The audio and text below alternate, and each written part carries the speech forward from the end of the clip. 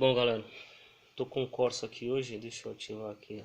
Tô com um Corsa aqui hoje que é o seguinte, esse carro passou em várias oficinas e ninguém resolveu o problema, tava fazendo um barulho estridente aqui. Uns falavam que era correia, outros falavam que era alternador, comando, foi acho que mexeram aqui no comando.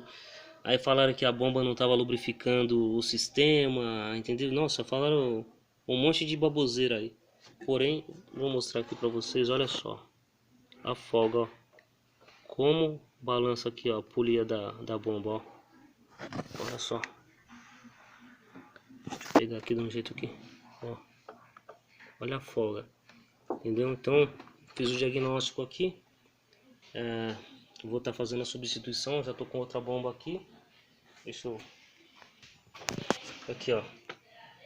Bomba nova da Urba, ó, entendeu? Colocar a bombinha aqui e resolver o problema. Cada uma, você leva o carro no mecânico, os caras falam cada besteira, mexe onde não é pra mexer. Por quê? Porque muitas vezes é um cara desatualizado, não sabe fazer diagnóstico, entendeu? E você acaba gastando, às vezes sem necessidade ou sem ter. Aí, ó, o que gastou aqui nas outras coisas que foi feito no carro aqui, tivesse trazido antes ou até levado em uma outra oficina que saibam fazer diagnóstico, não tinha gasto o que já gastou, entendeu? Já tinha arrumado o problema, mas é isso aí, ó. Mais um problema resolvido aqui. Beleza? Automecânica Reinaldo, a sua oficina de confiança em Cerqueira César aí, ó.